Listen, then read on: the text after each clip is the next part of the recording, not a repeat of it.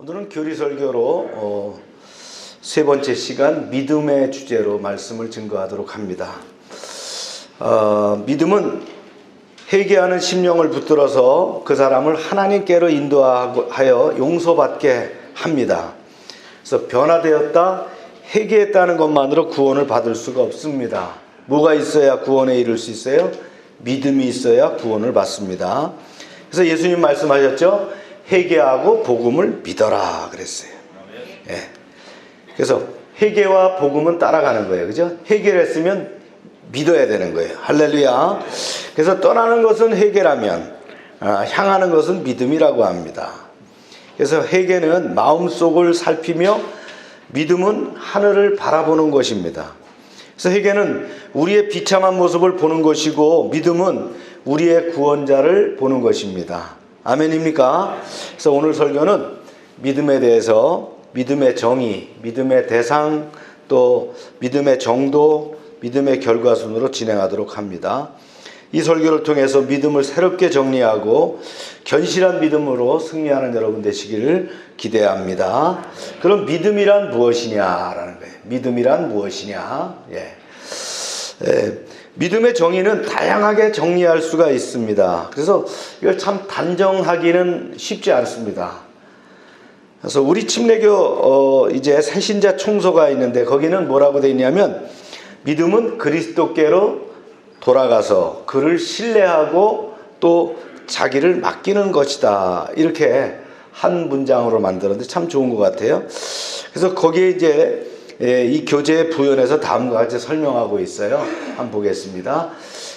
첫째는 말이죠. 믿음은 그리스도를 주로 시인하는 것이다 라는 거예요. 말씀을 읽어볼까요? 시작. 주는 그리스도시요 살아계신 하나님의 아들입니다. 그리스도에 대한 시인은 뭐냐면요. 예수 그리스도가 사람일 뿐만 아니라 하나님이라는 걸 믿는 거고요. 또 그 다음에 그리스도는 우리의 죄를 속량해 주시기 위해서 십자가에서 죽으셨다는 걸 믿는 거예요. 그리고 그리스도는 죽으신 것만으로 끝나는 것이 아니라 죽으셨다가 다시 사셨다라는 거예요. 자, 두 번째는요. 믿음은 그리스도를 구주로 영접하는 것이다 그랬어요. 말씀 읽어봅니다. 시작. 영접하는 자, 곧 그 이름을 믿는 자들에게 하나님의 자녀가 되는 권세를 주셨으니. 이 영접이란 굉장히 중요합니다. 우리가 믿음을 통해서 영접하는 거예요. 이제 세 번째는요.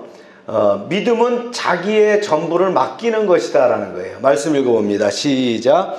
이로 말미암아 내가 또 이 고난을 받되 부끄러워하지 아니하면 내가 믿는 자를 내가 알고 또한 내가 의탁한 것을 그날까지 그가 능히 지키실 줄을 확신함이라. 아멘. 이제까지 내가 주인이었는데 지금부터는 어떻게 해요? 믿음으로 그리스도를 나의 주님으로 섬기며 그 뜻대로 순종하는 생활하는 것. 이것이 바로 믿음이라는 거예요. 그렇습니다. 이 내용을 세 가지를 연결하면 어떻게 합니까? 믿음은 그리스도를 주로 어떻게 해요? 시인하고 그리스도를 주로 영접하고 그리스도에게 자신 전부를 맡기는 것이다라는 거예요. 아멘입니까?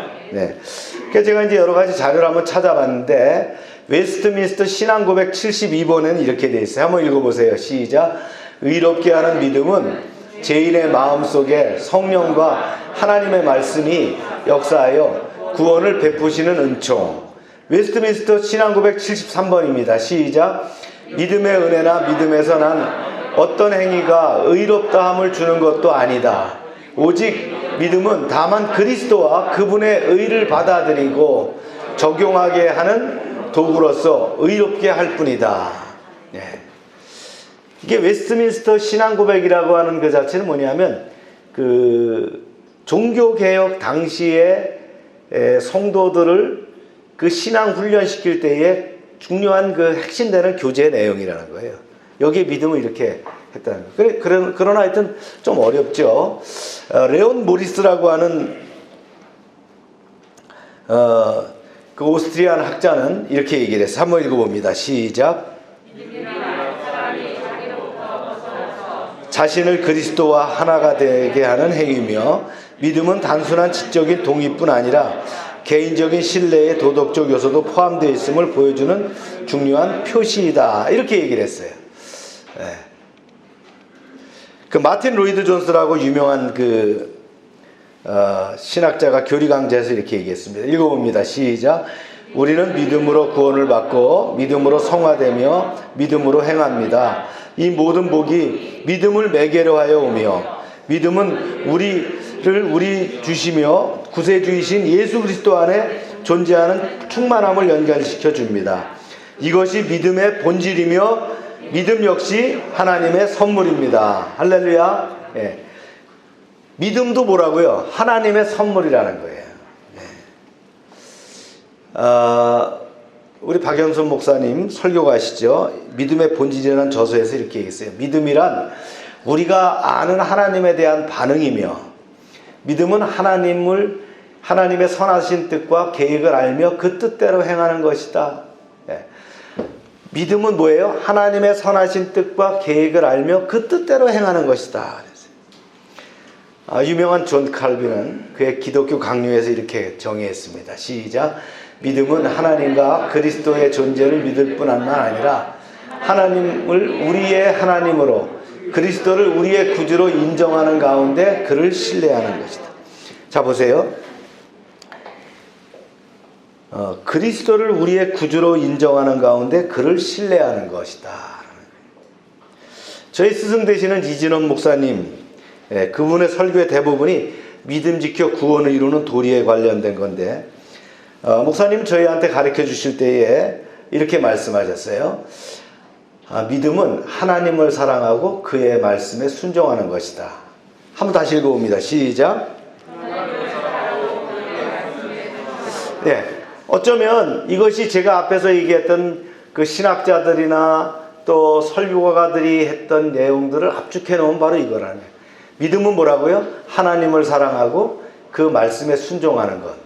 그런데 솔로몬의 그 유언서 같은 그 전도서를 보면 그 마지막에 보면 그런 부분이 나와요. 12장 13절에 하나님을 경외하고 그 명령을 지킬지어다.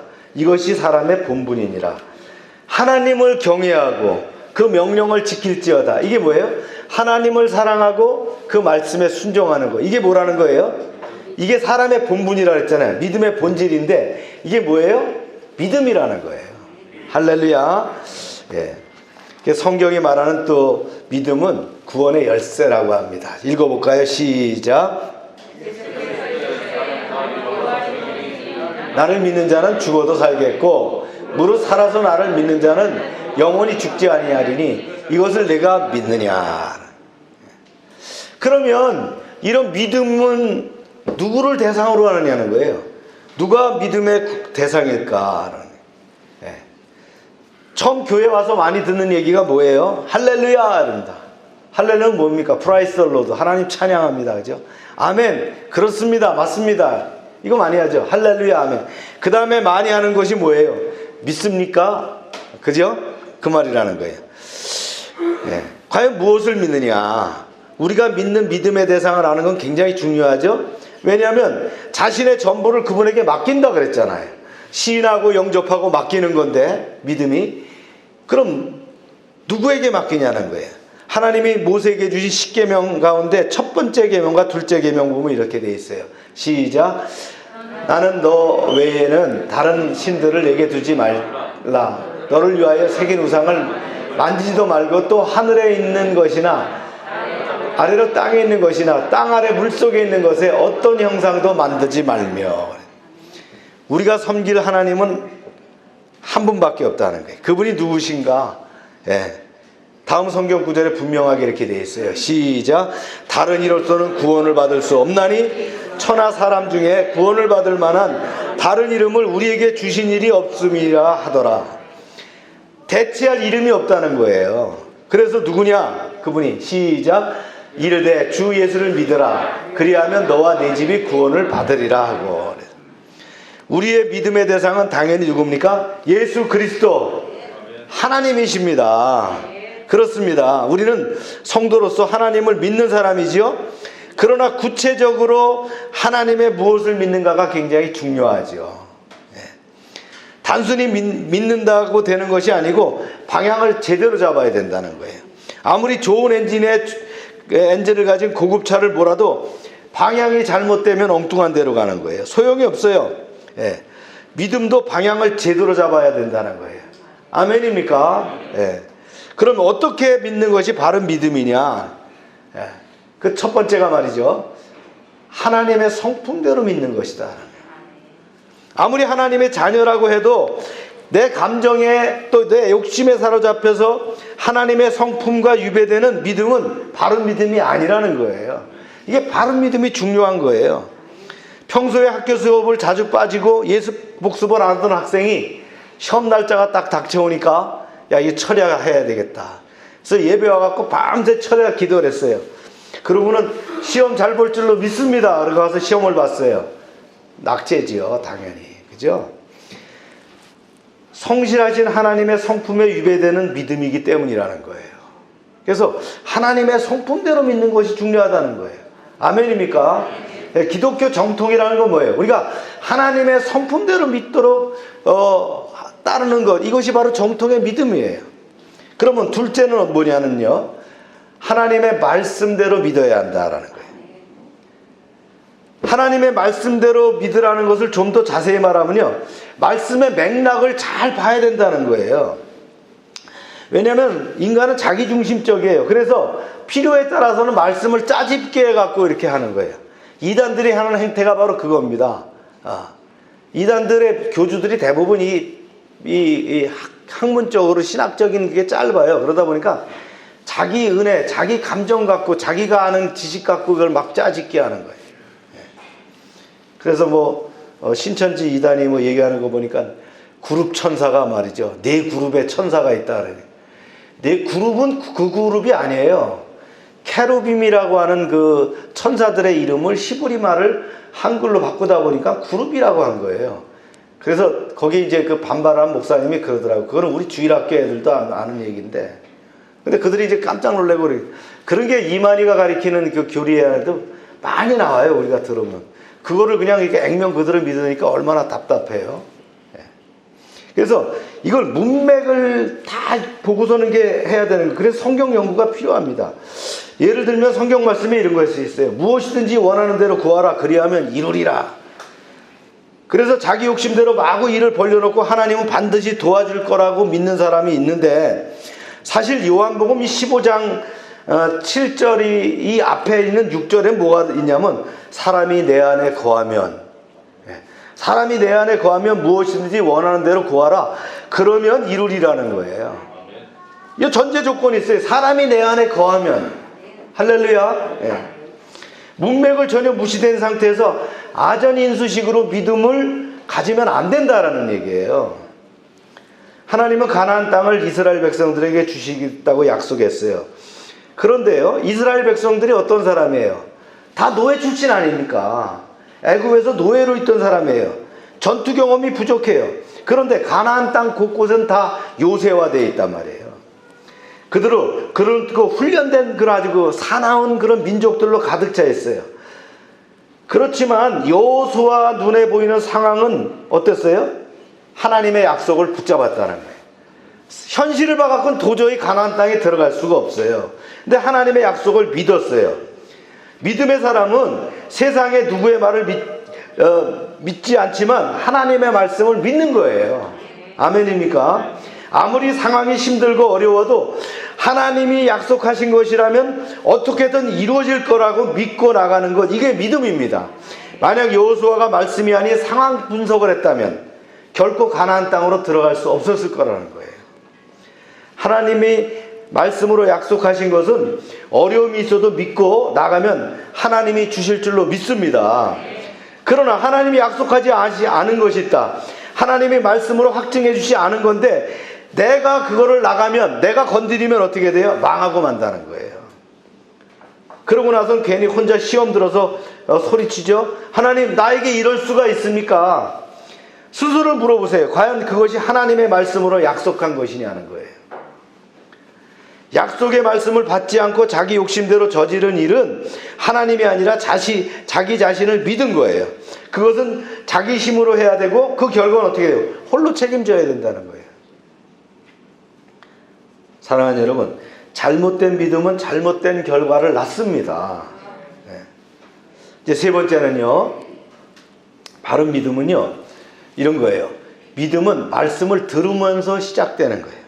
네. 말씀을 한번 보겠어요. 시작. 그러므로 믿음은 들음에서 나고 들으면 그리스도의 말씀으로 말미암느니라. 아멘. 네. 사람이 하나님의 말씀을 들으며 믿음이 생길 수도 없고 거듭날 수도 없어요. 잘 들으세요. 그러나 하나님의 말씀을 듣고 읽는다고 믿음이 생기는 것은 아니라는 거예요. 네. 여러분 말씀을 한번 다시 한번 보세요. 이렇게. 네. 그러므로 내가 너희에게 알리노니 하나님의 영으로 말하는 자는 누구든지 예수를 저주할 자라 하지 아니하고 또 성령으로 아니하고는 누구든지 예수를 주시라 할 수 없느니라. 여러분 말씀 100독 해봐야 소용없습니다. 말씀 10번 성경을 다 써봐야 소용이 없어요. 아멘입니까? 네. 그냥 문자적으로 또 그냥 말로 듣는다고 성경이 이게 믿겨지는 것이 아니란 말이에요. 믿음은 오랜 시간이 걸리는 것만은 아니에요. 성령이 내 마음에 들어오시면 그리스도를 신하게 되면 영접하게 되면 이제부터 믿음이 시작되는 거예요. 그러면 믿음의 말씀의 씨앗이 우리 마음에 떨어져서 성령에 의해서 부화되는 과정이 필요한 거예요. 그래서 성령에 의해서 어떻게 합니까? 그 말씀이 믿어지면서 말씀이 내 안에 체득화되는 거예요. 할렐루야. 성령이 역사하시는 거예요. 여러분 아버지로부터 생명의 씨가 어머니한테 흘러 들어갑니다. 그리고 수정이 되는 거예요. 태아가 어머니 뱃속에서 생겨서 일정 기간 자랍니다. 마찬가지로 우리 심령 안에 하나님의 말씀이 자라나는 기간이 필요하다는 거예요. 이때 뭐가 역사예요? 성령이 역사하는 거예요. 우리의 외적 환경과 내적 환경을 통해서 우리 주위의 사람들과 각종 사건들을 통해서 우리의 마음이 점점 어떻게 됩니까? 부드럽게 되는 거예요. 그러면 어떻게 돼요?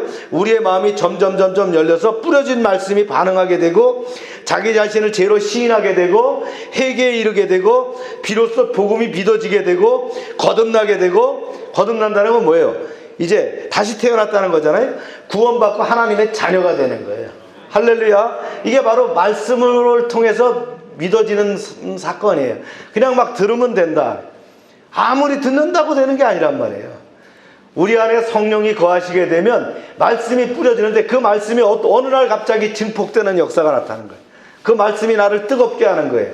내 눈에 눈물이 나는 거예요. 말씀을 듣는데. 그러면서 말씀이 믿겨지고요. 그 말씀이 어떻게 되는 거예요? 나를 변화시키는 꿈틀대는 말이죠. 내 안에 성령의 역사가 꿈틀대는 역사가 나타나는 거예요. 할렐루야.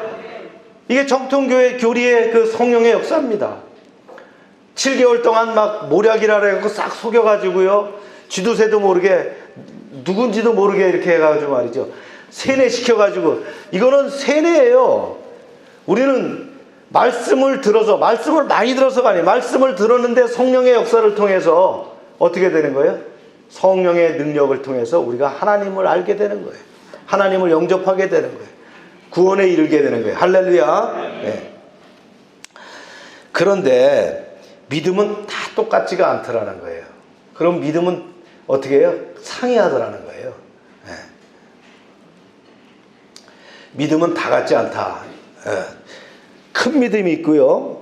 작은 믿음도 있다는 거예요.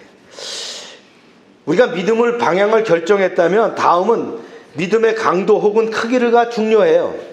네. 그래서 주님도 말씀하셨죠. 내 믿음이 크도다 그랬어요. 또 혹은요. 믿음이 작은 자여 왜 의심하느냐 이렇게 말씀하셨어요.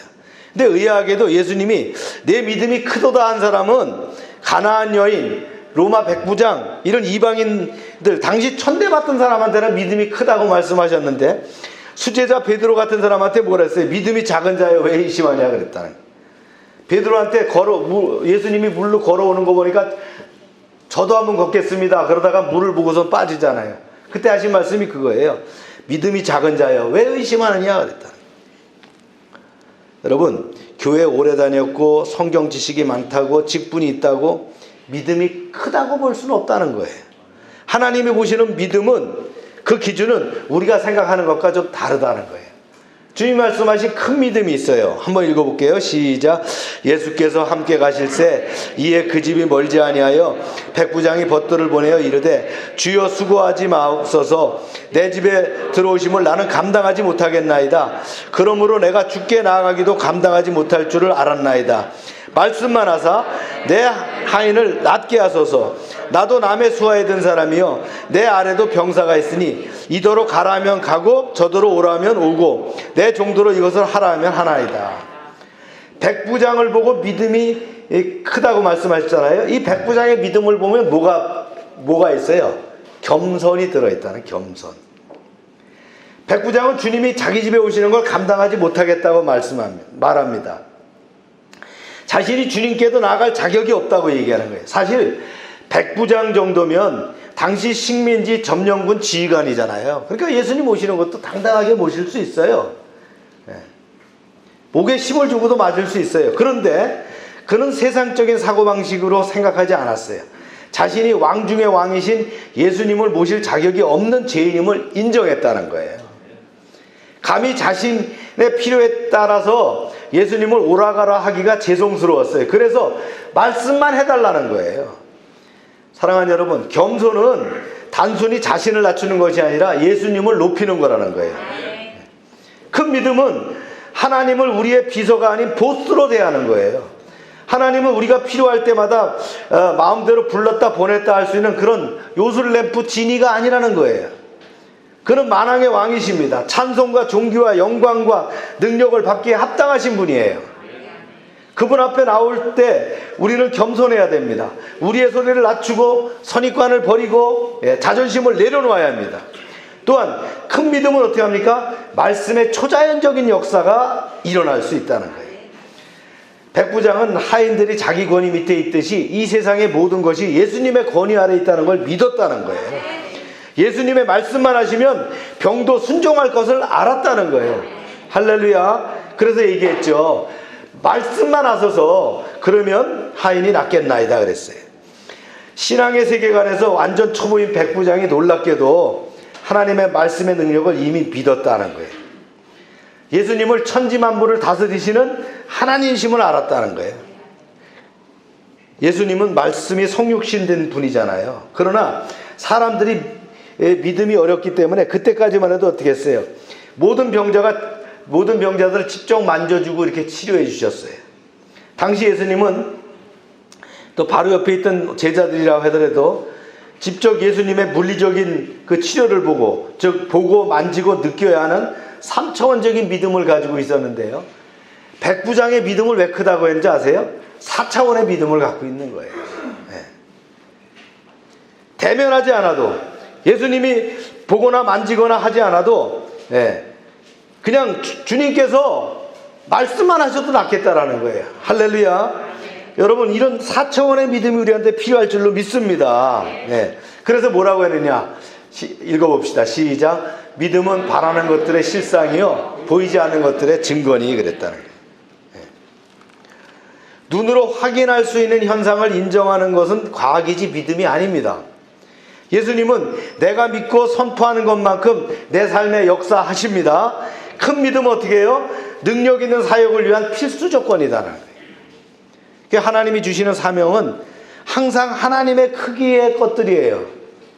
잘 들으세요. 하나님이 주시는 사명은 항상 누구의 눈으로 보신 거예요? 하나님의 눈으로 보신 거예요. 그러니까 괜히 그것을 붙들고 자기 힘으로 해보겠다고 고민하면 점점 힘들어진다는 거예요. 사명을 주시는 하나님은 이것을 이룰 수 있는 무엇도 주세요? 자원과 능력도 우리에게 주셔요. 그래서 주시면 염려 말고 아멘하고 나가면 되는 거예요. 할렐루야. 이것이 큰 믿음이다. 이제 순수한 믿음이라는 게 있어요. 믿음이 순수해야 되겠죠. 의심치 않는 게 순수한 믿음입니다. 의심은 기도응답을 막는다 그랬어요. 한번 말씀 읽어봅니다. 시작. 오직 믿음으로 구하고 조금도 의심하지 말라. 의심하는 자는 마치 바람에 밀려 요동하는 바닷물결 같으니 이런 사람은 무엇이든지 주께 얻기를 생각하지 말라. 두 마음을 품어 모든 일에 일정함이 없는 자로다. 낭망이 기도의 큰 대적입니다. 아멘입니까? 예. 의심하기 때문에 어떻게 해요? 낭망하는 거예요. 과연 기도가 응답될까? 하나님이 내 기도를 듣고 계실까? 이런 패배주의적인 생각, 이거 버려야 됩니다. 하나님이 정말 나를 사랑하실까? 의심을 버려야 됩니다. 이런 생각은 다 누가 줘요? 마귀가 주는 생각이다. 믿음의 생각을 해야 기도가 응답됩니다. 낭망을 극복한다면 기도는 반드시 응답될 것이다 라는 거예요. 할렐루야. 침례 요한의 엄마 아버지가 누구예요? 엘리사벳과 사가랴입니다. 그죠? 나이가 많아 자식을 못 가졌어요. 그들은 오랫동안 자녀를 달라고 기도했어요. 그런데 어느 날 이제 자기가 제사장으로 선발을 돼가지고 이제 제사장으로서 역할을 수행하게 될 때 이제 천사 가브리엘을 만나게 됩니다. 그러면서 기도 응답을 얘기하는 거예요. 너희들에게 아기를 주겠다 그러는 거예요. 그래서 사가랴가 뭐라고 합니까? 할렐루야 감사합니다. 이제 제 기도를 들으셨군요. 그러지 않았어요. 오히려 어이가 없다는 표정으로 그랬어요. 그게 어떻게 가능합니까? 아내와 저는 아이를 갖기엔 너무 늙었습니다.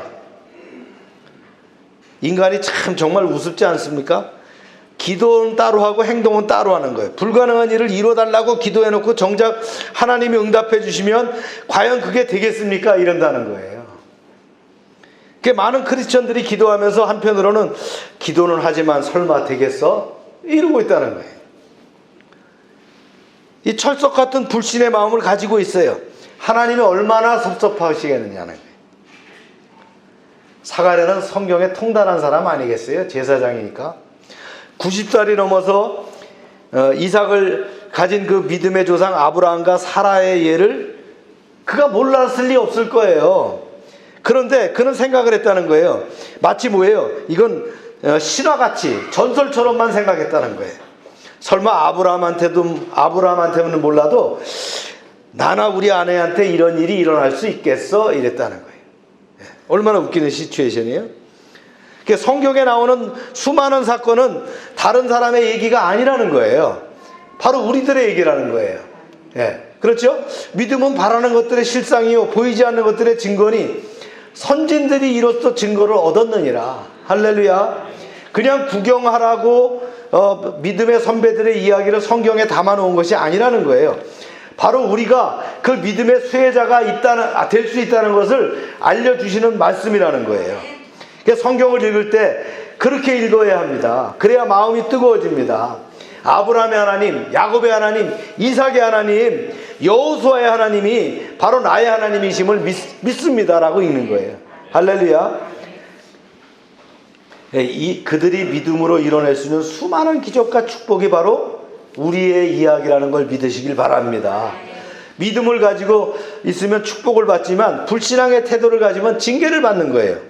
400년의 침묵을 깨고 하나님의 기쁜 소식을 가져온 가브리엘이 뜻하지 않은 사가랴의 불신앙에 얼마나 실망이 컸을까요?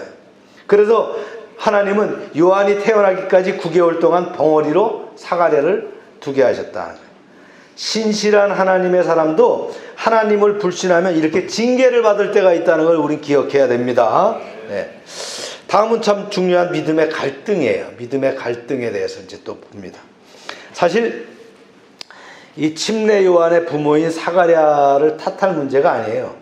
우리는 모두 연약해서 사가랴 같은 면을 가지고 있다는 거예요. 하나님이 나를 통해서 무엇을 하시고 싶다고 말씀하실 때 우리는 믿음 안에서 갈등합니다.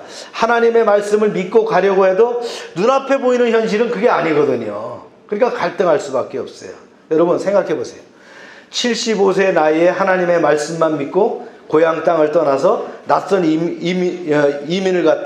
낯선 땅으로 이민을 갔던 아브라함이 그랬죠. 아들을 준다고 하셨는데 실제 어떻게 했어요? 25년을 기다려도 안 주셨잖아요. 그동안 얼마나 갈등과 의심을 했겠어요. 보통 사람 같으면 5년을 기다리겠어요? 그런데 이 갈등 상황을 너무 힘들어하지 말아야 한다는 거예요. 우리 인생 가운데 그런 게 많아요. 중요한 것은 이 믿음의 갈등 상황을 지혜롭게 은혜롭게 잘 견뎌내야 복이 된다는 거예요. 하나님이 이런 믿음의 갈등 상황을 통해서 어떻게 하느냐? 우리 안에 모난 부분을 다듬어 나가십니다. 옛사람을 새롭게 하십니다. 이것을 견뎌내지 못하면 또 조급해져서 인간적인 무리수를 두면 엉뚱한 방향으로 나가게 된다는 거예요. 아브라함의 아내가 그랬죠. 아기를 주신다는데 반드시 내가 엄마가 될 필요가 있겠어? 네. 기다리다가 못해서 그런 거예요. 그래서 여종 하갈을 남편과 동침시켜서 아이를 낳게 됩니다. 이 아이가 누구예요? 이스마엘이에요. 두고두고 사사건건 대립하고 갈등하는 그런 문제를 만들었다는 거예요. 지금까지도 그것이 문제가 되지 않습니까?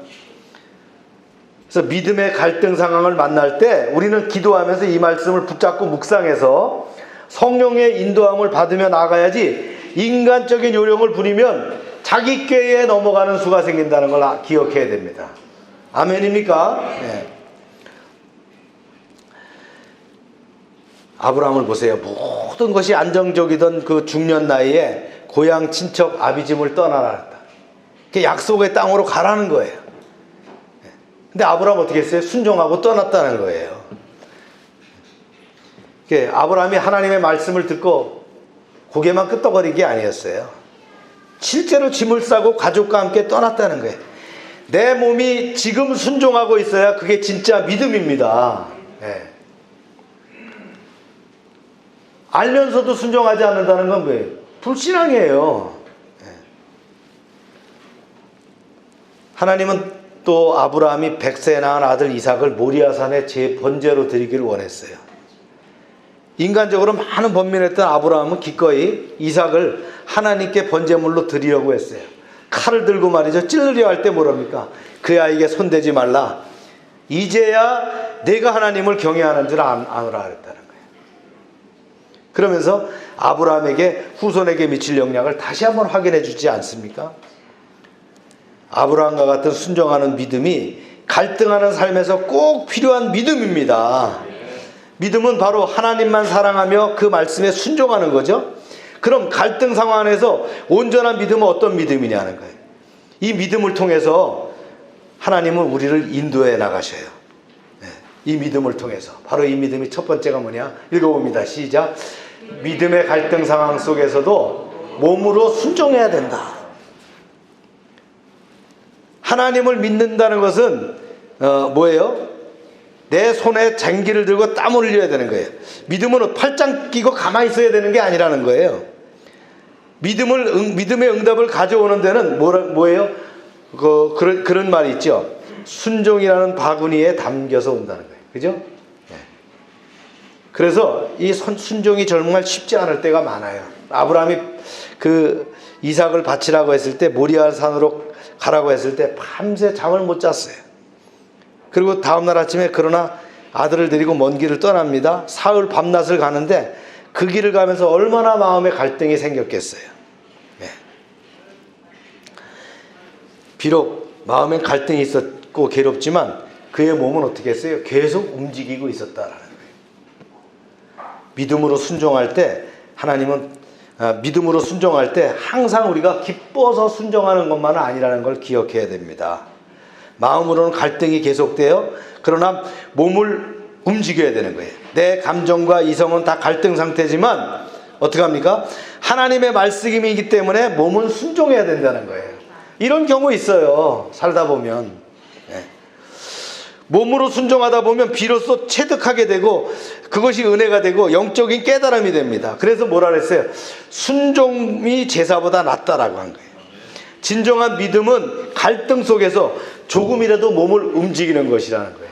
할렐루야. 네. 여러분, 하나님께서 큰 복을 주시려고 예비한 것에는 바로 다 이러한 믿음을 필요로 하는 거예요. 갈등하는 믿음을 필요하는 거예요. 그러나 우리는 어떻게 해요? 계속해서 순종으로 나가야 된다는 거예요. 아멘입니까? 네. 두 번째는요, 믿음의 갈등 상황에서 중요한 것이 뭐냐? 인내라는 거예요. 인내. 기다림 속에는 하나님의 타이밍과 방법을 존중하는 자세가 들어있어요. 하나님은 성도들의 기도를 오래 미루지 않으시고 반드시 응답하십니다. 그런데 응답이 너무 더디게 느껴질 때가 있다는 거예요. 왜냐하면 하나님의 타이밍과 우리의 타이밍이 다르다는 거예요. 하나님의 응답이 우리가 기대했던 응답, 즉 우리가 생각했던 방식으로 오지 않아서 응답 받은 줄 모를 때도 있다는 거예요. 그래서 예스 하실 때도 있지만 노 하실 때도 있잖아요. 웨이팅 할 때도 있다는 거예요. 더 뭐라고 말씀하실 때도 있는 거예요. 예를 들어서 하나님 이번 일을 꼭 이루어지게 해주세요 기도했는데 일이 틀어져 버렸어요. 그러면 우리는 응답받지 못했다고 실망합니다. 그러나 나중에 보니까 뭐예요? 차선으로 택한 일이 훨씬 더 나은 선택이라는 걸 나중에 알게 되는 거예요. 하나님은 그런 방법으로 응답하시는 거예요. 할렐루야. 네. 하나님의 응답은 우리의 기대보다 늘 크다는 걸 여러분 알아야 됩니다. 따라합시다. 하나님의 응답은 우리의 기대보다 항상 더 크고 좋다. 할렐루야. 네. 이제 세 번째 믿음의 갈등의 세 번째인데요. 믿음의 갈등 상황을 통해서 하나님은 어떻게 하느냐? 우리의 믿음을 점차 성장시켜 나가시는 거예요. 처음부터 믿음이 강한 사람은 없어요. 아브라함도 처음에는 아주 어리고 불안한 믿음을 가지고 시작했어요. 그러나 하나님이 조금씩 작은 연단 과정을 통해서 그의 믿음을 키워나가셨다는 거예요. 하나님은 성경의 영웅들을 다루실 때 수십 년을 거쳐서 서서히 그들의 믿음을 성장시키셨다는 거예요. 모세가 몇 년 걸렸어요? 80년 걸렸어요. 80년 돼서야 비로소 쓰신 거예요. 믿음의 성장이 필요하다는 거예요. 여러분 어떻습니까? 저를 비교해보니까 그래요. 하나님은 믿음의 성장의 그 때를 말이죠. 서서히 시켜주시는데 그 기간이 필요한 거예요. 하나님은 하나님의 사람에게 계속해서 어떤 숙제를 주시는데 그것들은 그때마다 어떻게 해요? 새로운 분량을 요구하는 거예요. 새로운 믿음의 분량을 요구하는 거예요. 그래서 우리는 하나님과 계속 친밀한 관계를 유지하는 것이 중요해요. 하나님은 결코 오늘의 일을 어제의 인도하심에 따라 결정하시지 않아요. 여호수아가 여리고성을 무너뜨릴 때 같은 방법으로 아이성을 무너뜨리라고 했을 때 됐어요? 안 됐어요? 안 되는 거예요. 하나님은 다른 늘 방식을 주시는 거예요. 오늘의 방식이 아니에요. 내일은 다른 방식을 원하시는 거예요. 오늘의 믿음이 아니라 내일은 다른 믿음을 원하시는 거예요. 상승된 믿음을 원하시는 거예요. 할렐루야. 내 믿음의 분량만큼 하나님이 책임지십니다. 내가 믿지 않는 부분은 내가 책임을 져야 되는 거예요. 따라서 모든 것을 스스로 책임질 자신이 있으면 믿지 말고 자신이 없으면 철저하게 믿으시길 바랍니다. 하나님을 불신해놓고 일이 제대로 안 됐다고 불평해서는 안 돼요. 하나님은 내 믿음의 크기만큼 일하신다는 거예요. 할렐루야. 자신이 책임져야 할 것이 많으면 스트레스가 쌓이고 마음의 평안이 사라져요. 그렇죠? 그러나 하나님이 책임져 주시면 평안하고 마음을 담대히 가질 수 있다는 거예요. 그래서 믿음이 커질수록 어떻게 해요? 평안하고 담대해지는 거예요. 아멘입니까? 이제 마지막으로 챕터인데요. 믿음의 결과 영생이라는 거예요. 믿는 자에게는 놀라운 축복이 있습니다. 그리고 영생을 얻게 하신다. 말씀을 한번 봅시다. 시작. 하나님이 세상을 이처럼 사랑하사 독생자를 주셨으니 이를 믿는 자마다 멸망하지 않고 영생을 얻게 하려 하심이라. 또 앞에서 나왔던 말씀인데요. 또 보세요. 시작. 예수께서 이르시되 나는 부활이요 생명이니 나를 믿는 자는 죽어도 살겠고 무릇 살아서 나를 믿는 자는 영원히 죽지 아니하리니 이것을 내가 믿느냐. 그래서 영원한 자는 또 하나님의 안식에 보내신다. 안식에 들여보내는 거예요. 자, 읽어봅시다. 시작. 이미 믿는 우리는 저 안식에 들어가는도다. 여러분 여기서 안식이라고 하는 이 성경에 나오는 히브리서의 안식은 죽어서 가는 안식을 얘기하는 것이 아니에요. 가나안 땅을 얘기하는 거예요. 목표가 있는데 그 목표에 들어가시게 한다는 거예요. 여러분 믿음이 있는 사람은 우리의 신앙의 안에 믿음이 있는 사람은 그 목표에 도달하게 하시는 거예요. 그래서 결국은 이 땅에서도 우리가 안식할 뿐만 아니라 영원한 영생에 이르게 한다는 거예요. 아멘입니까? 그게 믿음이 필요하다는 거예요. 믿음은 구원의 통로가 되는 거예요. 구원의 열쇠인 거예요. 할렐루야. 그래서 안식 안에 들어가면 하나님의 영광을 보게 하셔요. 시작.